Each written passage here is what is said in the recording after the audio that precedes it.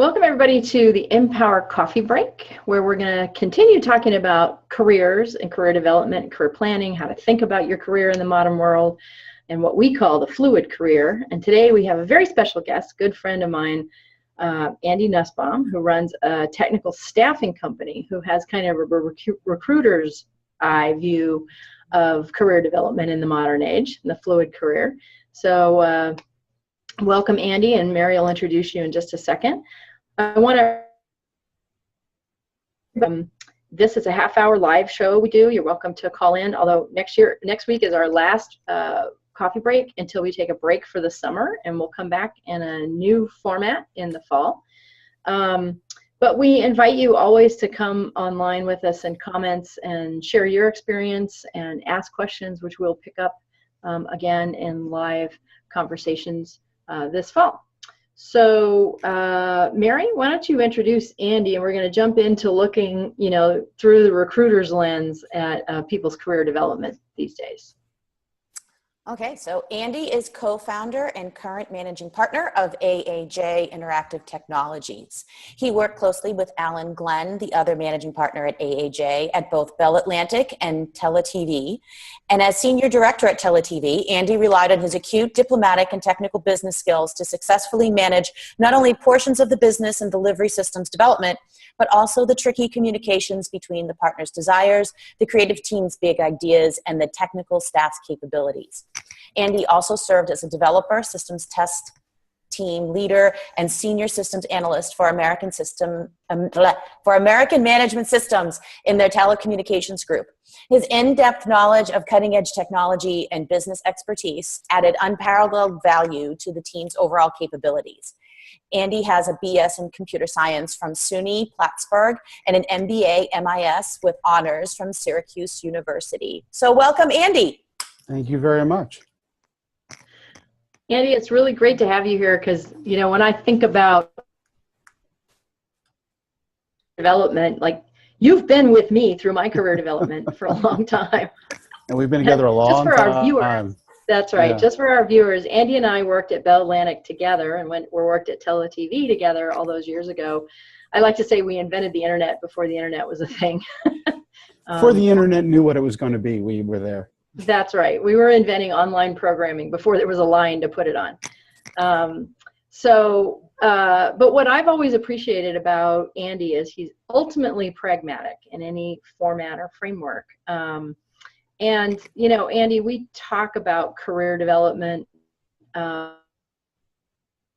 change. Like when we came into the workforce, kind of the thought most people had is, well, we're going to go work for a big company, get a pension, retire from that company, maybe change a job or a company once, maybe twice. And that's not the reality anymore. People are changing jobs, every 3 to 5 years. Very few companies are offering pensions. There's not this kind of idea that the company is going to take care of you. So we have to take responsibility for our own careers and kind of look at each opportunity that comes to us in terms of how is it growing us, not just, our career dreams, but our personal dreams. Our work and life are blending. We have all this flexibility option these days that we didn't have. So the good news is, we think, is we have this opportunity to kind of flow from job to job and in the process grow ourselves and grow our careers. But of course that can make us look flaky if we're not careful. There's some downsides to that. So just to start, talk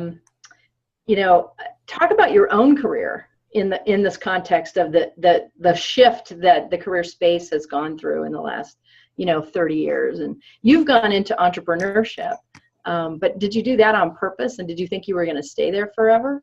No. Actually, I always equate my career. I have a funny saying that you remember the old Western movies where the guy falls off the horse, but his foot's caught in the stirrup and he gets dragged through the dirt and the mud across the plain. That's my career. It's kind of, I go wherever the horse pulls me that day. It's kind of happened in a strange way. For me, I didn't even intend to get a computer science degree. That was an accident. But in terms of being an entrepreneur and starting my own business, the only reason I did it, I wanted to do it, and it was always something that was in the back of my mind. But as you said, I'm a pragmatist. I was always looking at how am I going to make a living? How am I going to maintain my lifestyle and do the things I want to do, but still do what I want to do for my job. And what happened was I had an opportunity to jump because we got a package when we were leaving Bell Atlantic, and I had a little bit of a soft landing pad, and we had been talking, a couple of us had been talking about starting a company, and that seemed like the right opportunity to give it a shot, to see if it would happen. And while we were starting the company, we were also still looking for real jobs, just in case it didn't really happen. And the funny thing is, I always say AAJ, the name of the company, is what three geeks call a company when their names are Andy, Alan, and Jeff. There were actually 5 of us originally, and 2 of the guys chickened out at the last second, and they went on and got regular jobs. So I kind of fell into being an entrepreneur, fell into this company, not knowing what it was going to be. And here I am 21 years later, still doing the same thing. So my career actually hasn't been very fluid. I've been doing pretty much the same thing, although it's what we do has shifted and turned a little bit over 21 years.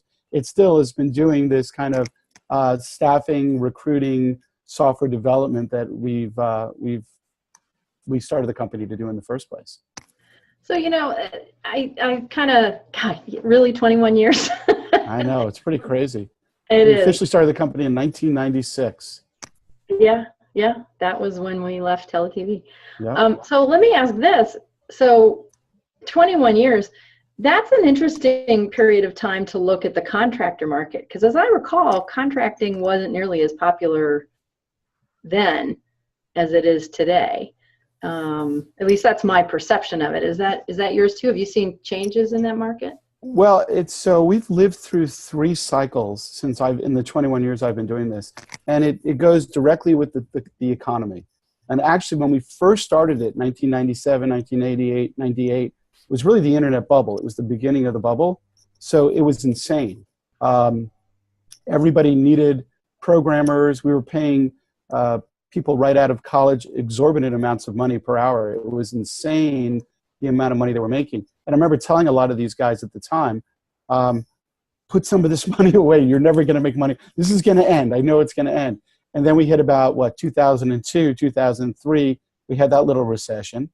And then things were great again. And then we had the last bubble, which was really bad, which ended in, 2 years ago now, 3 years ago, theoretically.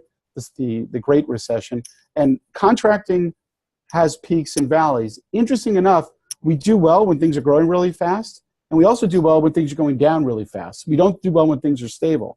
When they're going down really fast, people are afraid to hire full-time employees, so they'll bring in contractors just to fill the gaps to get the work done. So we've had 3 major cycles where my company has gone from 40, 50, 60 people down to 10, 20 people, back up to 40, back down to 10. And it's challenging from a philosophical perspective, but it's also challenging from a heart perspective. It'll get your heart pumping when you see, oh my gosh, we have no business next year on the books. What are we going to do? And then you say, please let the economy turn around again and start hiring people. So what does that mean for people who want to be contractors? Is contracting, what are the pluses and minuses of it? And should you not want to be a contractor in a stable economy? I'm not sure there is such a thing as a stable economy anymore. No, and I don't think there's any specific lesson to be learned. We're a real microcosm of the economy anyway. So what happens to us seems to follow the economy, but then again, we'll get hot when things are quiet because we'll have 2 or 3 clients that are doing something, right? When the recession was real bad, we were doing work with the Washington Post, and they were building out all their mobile technology, and we had a lot of work from them. Right now, the economy's hot. The Washington Post isn't doing anything for some reason. It's just a weird thing. But to answer your question, a lot of pros and cons to being a contractor. The biggest, let's talk pros first, because I think that's the most applicable to a lot of the people who might be listening. The sense of working for yourself is this enlightening, wonderful thing where you really don't feel tied down to corporate baloney. You don't feel hung up in their infrastructure and their policies and procedures. You are a hired gun. They've hired you because you know something. You're adding a lot of value. Let me just adjust my camera, sorry. And you're coming in as somebody who, they're like, well, we're paying you a lot of money. You better, hit the ground running and do a great job. So it's this this kind of being part of the team, but not being part of the team that can be refreshing. From a personal business financial side, when you're a contractor, especially if you're an independent contractor, it's almost like being a small business, right? You are a business, you're a business of one, but you're a business, and there's a lot of financial benefits. So, for example, as I know you know, Dana, and I've known as being an independent, you can take advantage, and not in a bad way, but of the tax code. You can put an awful lot of money away for retirement. You can buy your own benefits and get what you need. You're not necessarily wasting money on benefits that a company is offering that you really don't need or want. So you control that. So typically you make more money and then you get to decide how it's spent. You're not wasting money. And I think that's a real plus. There is this flexibility, whereas if you work more than 40 hours, you will be paid for more than 40 hours, which is a wonderful thing. I was a salaried employee at points in my career where I was working 60 hours a week, but only being paid my salary. And you start to think, wait, I'm working 50% more than how come I'm not making that money? Now, of course, there's the downside. If there's not enough work and you only work 30 hours to 25 hours a week, that's all you're going to get paid for. I know a lot of contractors who work 20 or 25 hours a week, and they make almost as much money as they were when they were making a salary. And they're like, well, great, I have all this free time. A lot of contractors seem to be in better health because they work out a lot. They have free time, they can go to the gym. So it's nice to have your own schedule and your own life. The flip side of it and the downside, and Mary and I talked a lot about this when we prepped for this a while back, is you don't always know where the next job is coming from. You always have that worry that, okay, I know this contract is for 6 months, but what happens if after 2 months they run out of money and they give me my notice, right? I've got to make money. So you're always thinking about what's the next job on the horizon? How am I going to get the next project? You need to be very, very, I don't want to say conservative, it's the wrong word, but you need to think about how you use your money. Just because you're making a lot of money now, you need to take some of that and say, I got to put it away for both quarterly taxes, because now you have this crazy thing called taxes. And what happens if I'm not working 2 months from now? So how am I going to pay the mortgage? How am I going to pay the car payment?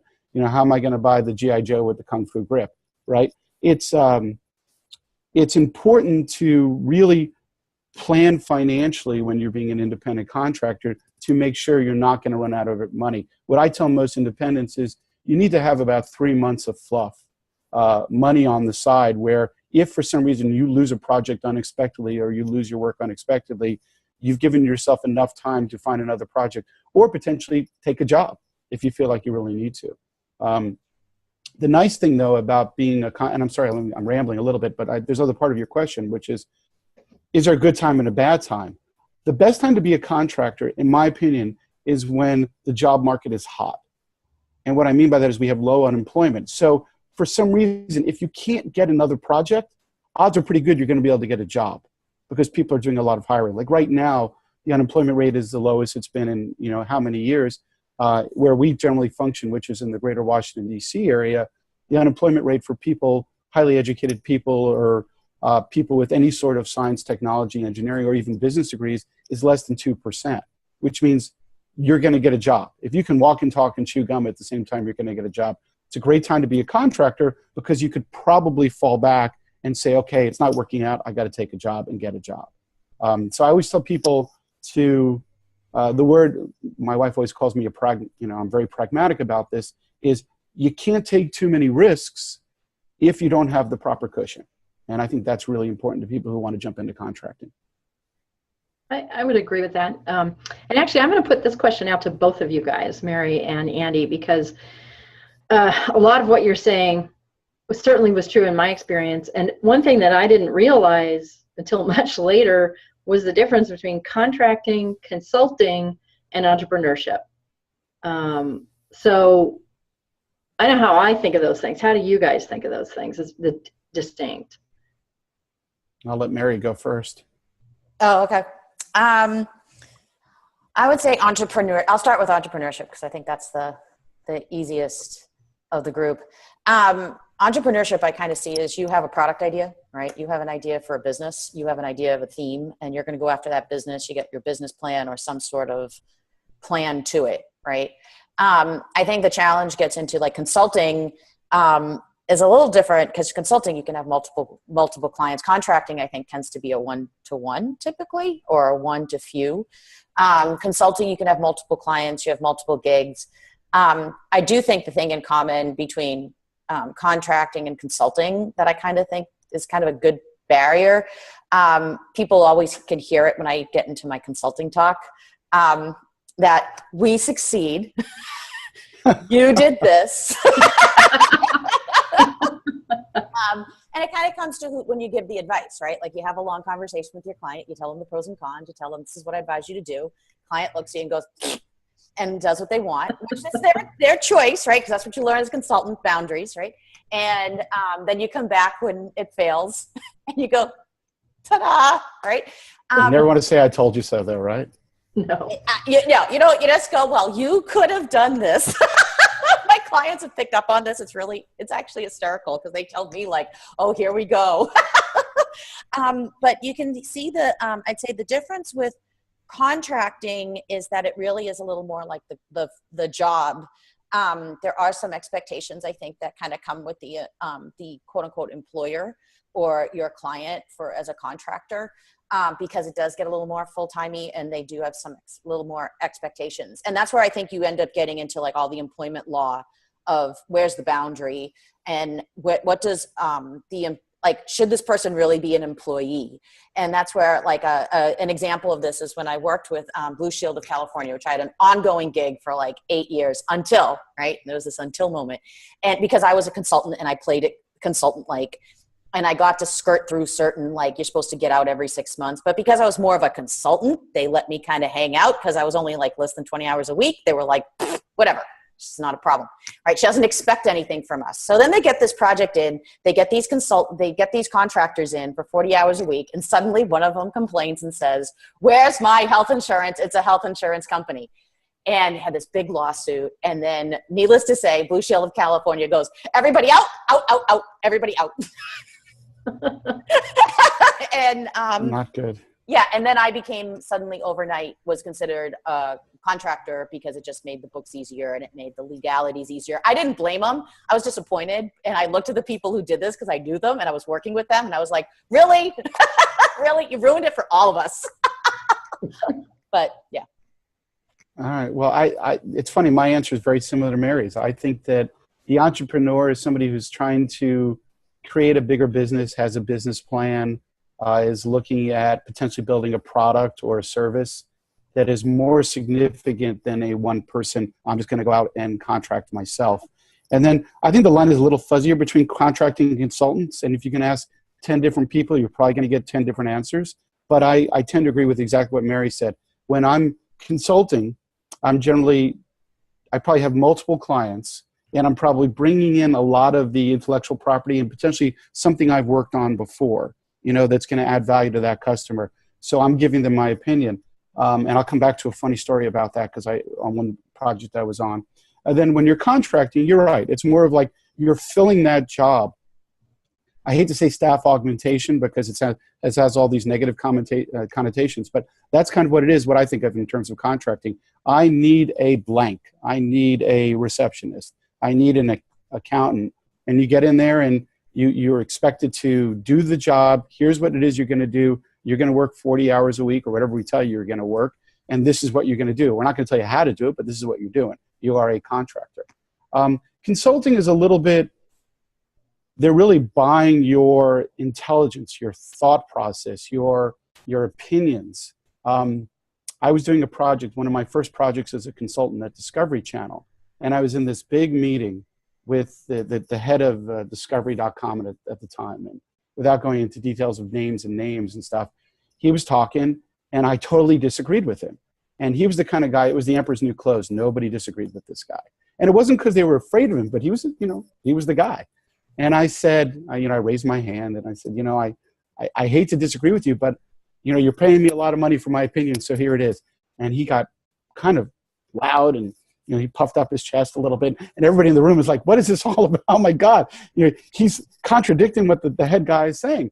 And we went at it, and the meeting finished, and we walked out, and we were still kind of, this guy was still kind of, why do you think you're wrong? No, you can't be right. I'm always right, and blah, blah, blah. And we're having this conversation, and we're in this little pit of where all the developers sat, and they're all listening to it, and they're all shaking their head like, oh my God, I can't believe you're telling this guy he's wrong. The moral of the story was, from that point on, the guy was my best friend, and he respected my opinion more than anybody else in the room, because they paid me money to give him whether he took it or not was up to him. I was a consultant. And I think that's the key to the story. He did take some of what I said, but not all of it. And, and I was right, but that, I didn't tell him, told you so, but that's what they pay us a lot of money for. But when I'm contracting, if I'm in on a project and I'm writing code, and they want my opinion, but they also need me to get the job done. And that's a little different. And again, it's a fine line. I would agree with everything you guys said. And those were the things that I learned by blurring the lines and getting confused. And contracting tended to be more about skills, I think is kind of what you're saying. Mm-hmm.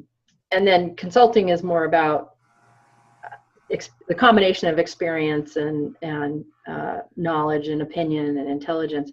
But the other distinction, which you guys didn't mention, which was new to me, was, contracting, it was more like full-time. I could get a 30-hour gig a week, or 35 or 40 if I wanted. Usually they're like, we want you 40 or 50, and I'm like 30 max. But a consultant, even though you might be doing the same work in some ways, it's usually much smaller. So you have to charge a higher hourly because you're going to get less hours. And so the economics of the two, what seems to be different is the economics of the two for you personally, and also the marketing and positioning of yourself. Because if you're going to charge more per hour, you got to really kind of look like your opinion is worth a lot and your intelligence is worth a lot, because you're going to get fewer hours. And that was the thing that was like, I didn't realize that until I was doing it for several years. And I kind of wish you should have asked me a long time ago. I would have told you, Dana. Well, and you probably did. And the other distinction on the economic side, which was news to me, but it's more of a mental shift than I expected, was going into a more entrepreneurial venture. You have to put out so much time and energy without getting paid to create this product or service, and then you have to sell it. And so it's just a totally different financial model. And Andy, I know we had that conversation. I remember your advice very clearly. So in the last part of this conversation, Andy, when you're recruiting, you're looking for people to place them in different kinds of gigs.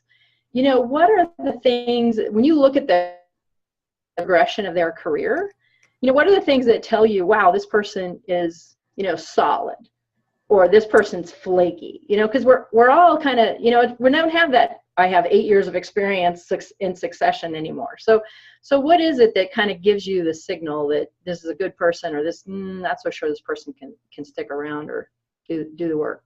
Yeah, it's a double-edged sort of a question, because sometimes I look for people that have had really good jobs, and they've done, a year here, a year here, and a year here.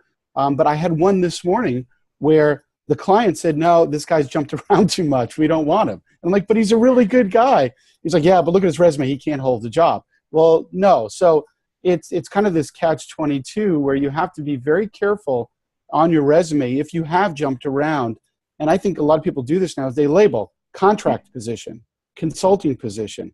But you see the continuity of the skill set of what they were doing, right? They might have jumped from one place to another, but you see all along they were an accountant, right? They weren't going from being an accountant to being a waiter, to driving the courtesy shuttle in Park City, Utah, and then coming back and saying, okay, I want to be an accountant again. That makes somebody look pretty flaky. Sounds like a great career. Yeah. Well, I always say that's my next job, is driving the courtesy shuttle in Park City, Utah. What do you want? Italian? I know a great place. Tell them Andy sent you. The idea that you look at a resume, or I look at a resume, I want to see that somebody can stay at a job, that they're not losing jobs because of maybe personal issues. How do I read that in a resume is kind of tricky. But if you do see somebody that's jumped too much, you will ask that question. And I'll actually always warn the people whose resumes I look at that say that, hey, you're going to be asked why you jumped so much. Have a good answer, right? Sometimes it's as simple as, I had no choice. They ran out of money. They stopped the project I was working on. They decided to move the company in a different direction. The company was moving from DC to Denver, which Actually just happened with one of the bigger cable companies. So you've got to look between the lines. And then when I present somebody to a client, I have to explain it, right? I've got to say, this is why this person jumped. Even though he or she is not a jumper, it looks like that. The other thing that helps is if you've gone back to a place you used to work at, which is interesting. If I see that on a resume, that's a positive sign, right? Because I know that they didn't leave because they were a total flake and they're never going to hire them again, or they, pulled out the chair when somebody's sitting down, the guy broke his back. It's really that they had a lot of faith in him or her, and they wanted that person back because they know they do a good job. That's a very positive sign. I like to see that there's people can stay or have an interest in a vertical business. So let's say I'm an accountant, but I seem to have always worked in media companies, or I've always worked in financial companies. There is a knowledge base there that's advantageous to me if I'm trying to put that person in a like-minded vertical company, which is really hard to do, by the way. And the majority of what I do is technology people, because just because you've worked for a financial services company as a programmer doesn't mean you can't go and work for a media company, or you can't go work for a healthcare company, because the technology crosses, right? A website is a website is a website. It helps if you understand the vertical business, but it's not entirely necessary. Yet, if you could string together things in the same vertical, it will help, and it'll make you that much more valuable. So those are some of the things that we typically look for. But it is hard to tell when you look at a resume. There's no doubt. Sometimes it's just gut. Is this person nuts? Do they interview well? I've been snowed a couple of times, and you've known one or two of the people I've been snowed with. We'll talk after the conference. Okay. I'll tell you who it was. Yeah, obviously we need to have a drink again. Well, let me ask you this last question, which we all live with, and I'm interested in your point of view, both personally, in your own career, in your own life, and also thinking about the people you hire. What role does following your passion play in developing your career? There's a lot of interesting debate about this, and I have my own ideas, but I'm really curious about how you see that issue. Are you asking me or Mary, or both of us? I'm asking you. Okay. Mary and I have talked a lot about this. So let me give you the happy answer, right? We spend so much of our lives working that you should try to do something you enjoy doing, right? It's funny because I never expected to be doing what I do. It just kind of happened, and I like it, but I'm lucky. I'm one of the few. So part of me says the answer to the question is you got to follow your passion, right? You've got to do something that you're really going to enjoy, because you'll be better at it if you follow what you want to do. But then there's the pragmatic reality side that Mary and I talked about, which is it doesn't always work that way. My dad had a crappy job and he hated it, but he knew that he had to do it so that he could get the money to his two passions were fishing and photography, neither one of which he was ever going to make a living doing. So he worked his 40 hours a week, and then he used every spare dime that he hid from my mom to buy fishing reels and rods and buy cameras, which is you can't always follow your passion. It doesn't always work out that way. But hopefully you work for a place where you enjoy it. You're not just dreading every day waking up. And I think there's different levels of that. But I think you've got to be happy with what you do, or you're not going to do a very good job. Then it just gets down to I'm just making enough money to pay the rent or the mortgage and the car payments, which I meet people like that, and I feel bad for them. Even when I interview people, I say, I try to give people the opportunity to say, yes, that's a company I want to work with, right? When I'm talking about our clients. Or if it's a company they don't want to work with, that's fine. And I've had that happen too. It is what it is, but you should try to find something that you will enjoy doing. Oh, I can't hear you, Dana. Yeah, I can't. Yeah. Oh, there you are. You're back. Sorry. I think that's excellent advice. And I also think that the way I hear what you're saying is that you don't have to follow your passion in the sense of you can only be trying to make money in the thing that you're totally passionate about, but that you have to have passion in your life. Right. And, your job may be that, or may be part of that, or it may not be that, but it gives you the space and time in your life elsewhere to have passion. Right. And part of that is we really shouldn't hate our jobs. Right. If we're hating our job for any reason, we got to fix that. Right. It's going to make your whole life miserable. But anecdotally, let me follow one more thing, because I know people that this has happened to too. If they've had an opportunity to follow their passion, so if you have that soft landing, right? If you have the financial backing of a spouse, or something else happens where you say, okay, I really don't need to make money for the next year or two, give it a shot, right? As long as you believe you can come back to your career. A lot of people find it hard to say, oh, I tried starting the bakery. I spent $200,000 of my own money. It didn't work out. I want to go back to being a Java developer, and nobody's going to hire you after 2 years off. So you have to figure out how to get back into it, which would be a whole nother conversation.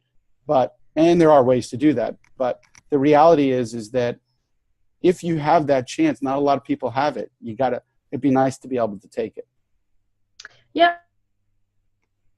I think that's really good advice. And I would only couch it in the sense that some people, they don't ever want to go back to being a Java developer. Right. They're like, I'm going to open the bakery and I'm never going to go back. And if the bakery doesn't work, I'm going to move on. And so part of what we advise is, always be looking at your next step. I mean, put your energy into what you're doing. Be successful with that.